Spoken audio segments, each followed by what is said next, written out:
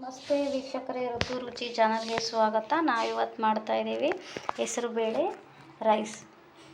ಇದಕ್ಕೆ ಹೆಸರುಬೇಳೆ ರೈಸ್ಗೆ ಬೇಕಾಗಿರೋಂಥ ಇಂಗ್ರೀಡಿಯೆಂಟ್ಸ್ ನೋಡಿ. 1 ಬೌಲ್ ಹೆಸರುಬೇಳೆ ತೊಗೊಂಡಿದ್ದೀನಿ, ಅದೇ ಪ್ರಮಾಣದಲ್ಲಿ ಅಕ್ಕಿ ತೊಗೊಂಡಿದ್ದೀನಿ, ಹಾಗೂ ತುಪ್ಪ ಮತ್ತು ಎಣ್ಣೆ ತೊಗೊಂಡಿದ್ದೀನಿ. ಇದಕ್ಕೆ ತುಪ್ಪನೇ ಚೆನ್ನಾಗಿ ಹಾಕಿದರೆ ಚೆನ್ನಾಗಿರುತ್ತೆ.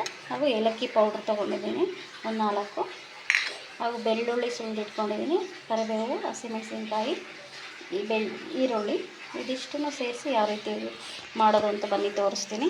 ವೀಕ್ಷಕರೇ, ನಾನಿಲ್ಲಿ ಏಲಕ್ಕಿ ಪೌಡ್ರು ಒಂದು 4 ಏಲಕ್ಕಿ, 4 ಕಾಳುಮೆಣಸು ತೊಗೊಂಡಿದ್ದೀನಿ. ಕಾಳುಮೆಣಸನ್ನ ಪೌಡ್ರ್ ಮಾಡಿ ಇಟ್ಕೊಂಡಿದ್ದೀನಿ. 4 ಏಲಕ್ಕಿ, 4 ಕಾಳುಮೆಣಸು ಪೌಡ್ರ್ ಮಾಡಿ ಇಟ್ಕೋಬೇಕು.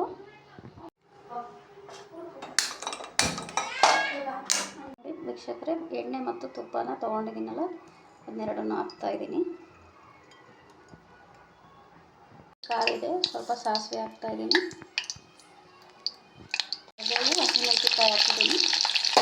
ನೀಟಾಗಿ ಫ್ರೈ ಆಗುತ್ತದೆ.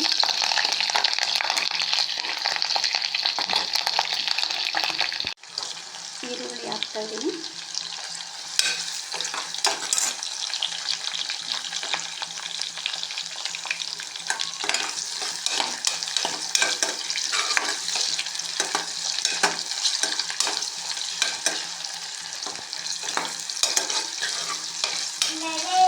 ಬೆಳ್ಳುಳ್ಳಿ ಹಾಕ್ತಾಯಿದ್ದೀನಿ, ಒಗ್ಗರಣೆಲೆ ಹಾಕ್ತಾಯಿದ್ದೀನಿ. ಏಲಕ್ಕಿ ಪೆಪ್ಪರ್ ಪೌಡ್ರ್ ಹಾಕ್ತಾಯಿದ್ದೀನಿ.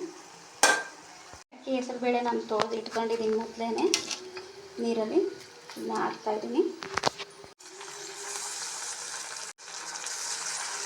ನಾನಿಲ್ಲಿ 2 ಕಪ್ ನೀರು ಹಾಕ್ತಾಯಿದ್ದೀನಿ. ನೀರು ನೀಟಾಗಿ ಎಷ್ಟು ಬೇಕಾದ್ರೆ ಜಾಸ್ತಿ ಬೇಕಾದ್ರೂ ಹಾಕೋಬೋದು. ಮೆತ್ತಗಿದ್ರೆ ಟೇಸ್ಟ್ ಚೆನ್ನಾಗಿರುತ್ತೆ. ಇದು ಬ್ರೇಕ್ಫಾಸ್ಟಿಗಾದರೂ ಮಾಡ್ಕೋಬೋದು, ಅಥವಾ ರಾತ್ರಿ ಊಟಕ್ಕಾದರೂ ಮಾಡ್ಕೋಬೋದು. ರಾತ್ರಿ ಊಟ ಸಾಂಬಾರು ಇಲ್ಲ ಅಂದರೆ ಈ ರೀತಿ ಮಾಡ್ಕೊಂಡು ತಿನ್ಬೋದು, ಚೆನ್ನಾಗಿರುತ್ತೆ ಟೇಸ್ಟು.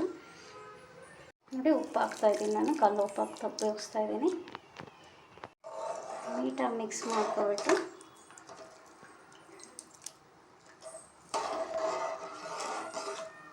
ಮೂರು ವಿಷಲ್ ಕೂಗಿಸ್ಬಿಟ್ರೆ ರೆಡಿಯಾಗಿರುತ್ತೆ ರೈಸು.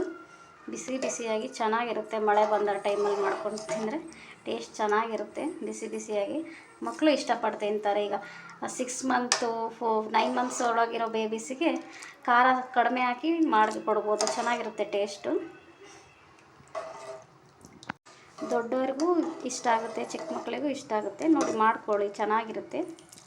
ಇದು 3 ವಿಷಲ್ ಕೂಗಿಸ್ಬೇಕು, ಹೈ ಫ್ಲೇಮಲ್ಲಿ. ರೆಡಿಯಾಗುತ್ತೆ ರೈಸು. ವೀಕ್ಷಕರೇ, ರೆಡಿಯಾಗಿದೆ. ಇದನ್ನ ಸರ್ವ್ ಮಾಡೋಣ. ನೋಡಿ ವೀಕ್ಷಕರೇ, ಹೆಸರುಬೇಳೆ ರೈಸ್ ರೆಡಿಯಾಗಿದೆ. ಇದೇ ರೀತಿ ಹೆಚ್ಚಿನ ವಿಡಿಯೋಗಳಿಗಾಗಿ ನಮ್ಮ ಚಾನಲ್ನ ಸಬ್ಸ್ಕ್ರೈಬ್ ಮಾಡಿ. Thank you.